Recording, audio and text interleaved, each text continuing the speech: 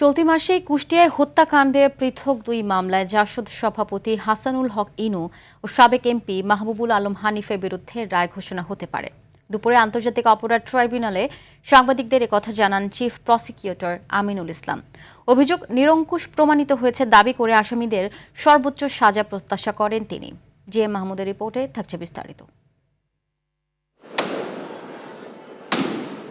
২৪ জুলাই গণঅভ্যুত্থানে প্রায় ১,৫০০ মানুষ হত্যাকাণ্ডের শিকার হয়েছেন, আহত হয়েছেন বেশ কয়েক হাজার।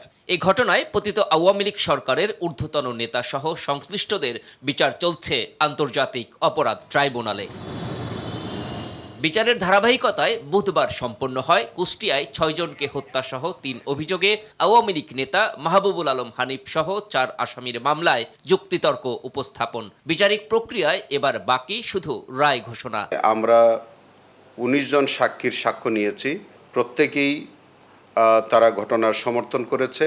এদিকে কুষ্টিয়ায় হত্যাকাণ্ডের পৃথক মামলায় জাসদ সভাপতি হাসানুল হক ইনুর বিরুদ্ধেও চলতি মাসেই হতে পারে রায়। হাসানুল হক ইনুর বিষয়টাও অপেক্ষমান আছে। এই দুইটি রায় জুনের মধ্যেই আমরা পাবো বলে প্রত্যাশা করছি। দুই মামলাতেই আসামিদের সর্বোচ্চ সাজা প্রত্যাশা করেন তিনি। তাদের বিরুদ্ধে যে চার্জগুলো আনা হয়েছে সেই চার্জগুলো সন্দেহাতীতভাবে প্রমাণিত হয়েছে।